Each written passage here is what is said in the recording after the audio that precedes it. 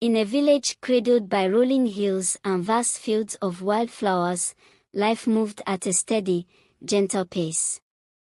Among its residents lived a boy named Abraham, known for his quiet demeanor and kind soul. Though he was not a man of wealth or prominence, there was something about him that made people trust him, perhaps the warmth in his eyes or the humility in his voice. Yet, despite his modest life, Abraham's heart held a secret longing, a love for Tracy, the most beautiful girl in the village. Tracy was a vision. Her hair cascaded down her back like streams of sunlight, her laughter was a melody that lifted spirits, and her presence lit up every room she entered. But what set her apart wasn't just her beauty. Tracy was generous and kind, always helping her neighbors, caring for the elderly, and bringing joy to the children who ran after her like she was a fairy from their stories. Every morning, Abraham would pass by her home on his way to the fields, hoping for just a glimpse of her. Sometimes she'd be there, watering the flowers in her garden, humming softly to herself. On those mornings, Abraham felt as though the world stopped just for him. But no matter how much he admired her, he never had the courage to speak to her. How could a simple boy like him hope to win the heart of someone so radiant? The opportunity finally came on the evening of the Midsummer Festival. The entire village gathered by the river, the trees adorned with glowing lanterns and the air filled with music and laughter. Abraham, dressed in his cleanest shirt and clutching a single wildflower he picked from the edge of the field, stood nervously at the edge of the crowd. His friends encouraged him to join the dancing, but his eyes were fixed on Tracy, who stood near the riverbank, her smile brighter than the lanterns around her. Summoning every ounce of courage, Abraham approached her. His heart hammered in his chest, and his palms felt clammy, but he knew this was his moment. Tracy turned as he neared, her gaze meeting his, and she smiled warmly, as if she had been waiting for him all along. "Hello, Abraham," she said softly, her voice as gentle as a breeze. He swallowed hard. "Hi, Tracy." He held out the wildflower, its delicate petals trembling slightly in his hand. This is for you. It's not much, but it reminded me of you. Beautiful and simple." Tracy's cheeks flushed, and she took the flower from his hand, her fingers brushing his. "It's lovely," she said, her eyes sparkling. "Thank you, Abraham." The two began to talk, first about the festival, then about the village, and soon about their dreams and hopes.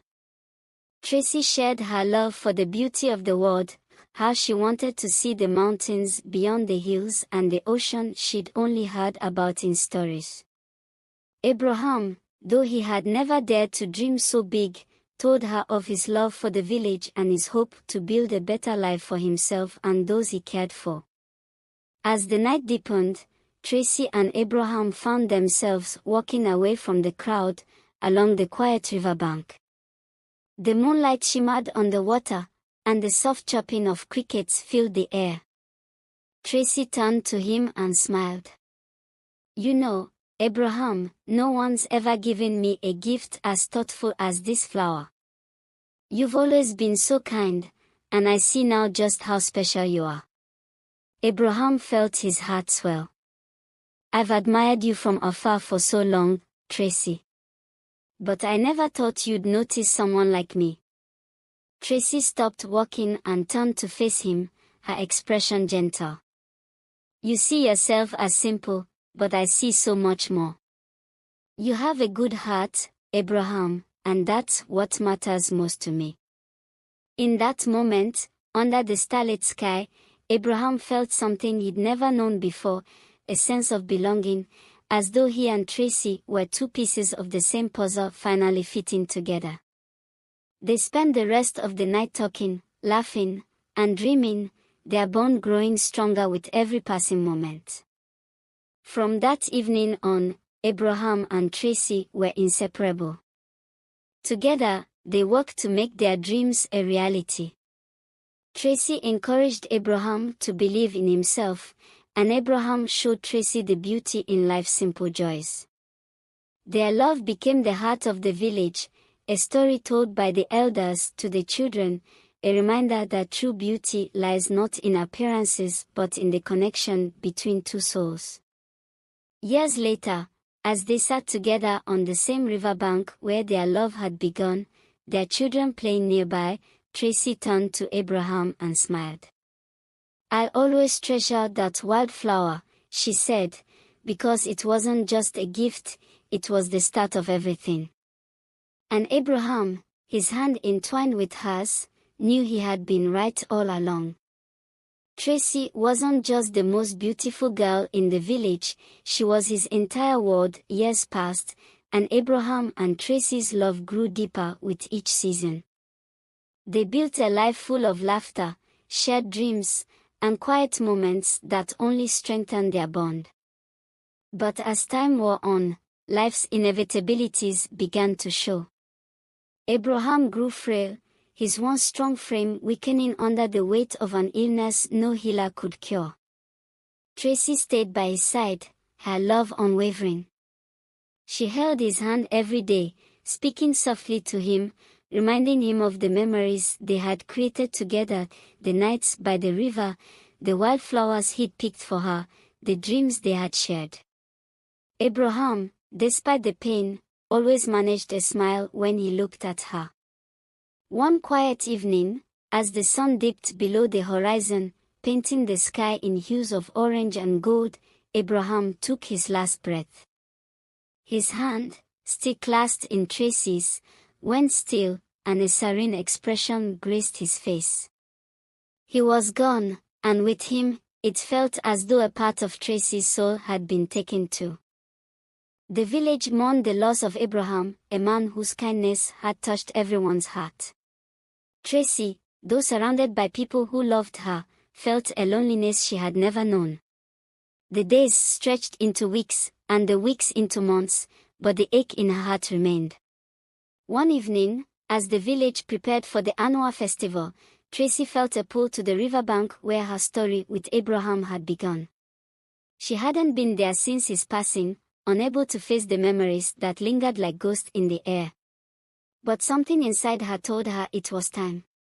She walked slowly to the river, the lanterns swaying gently in the trees, just as they had that first night.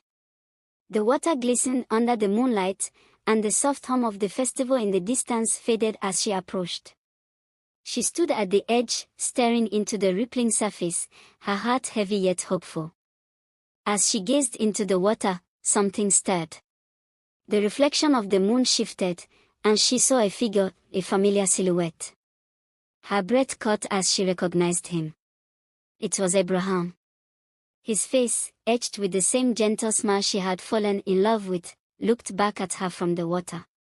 Tears streamed down her face as she whispered, "Abraham, is it really you?"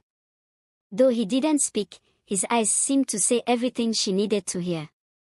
His smile wasn't one of sadness but of peace, as if to tell her that he was watching over her, that he was happy, and that it was okay to move forward. In that moment, Tracy felt a strange warmth, as though his presence was embracing her one last time. She knelt by the riverbank, her fingers brushing the water where his reflection had been. When she looked up again, the shadow was gone, but her heart felt lighter. As she stood and turned to leave, she whispered, "I carry you with me always, Abraham. But I keep living, just as you'd want me to." From that day on, Tracy began to heal.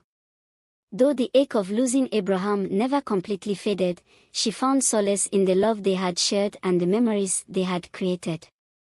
She knew that love, like the river, was eternal, flowing through her life and shaping her journey. And while Tracy eventually opened her heart to the possibility of love again, she would always return to the river, the place where it had all begun and where Abraham's shadow had reminded her that love never truly ends.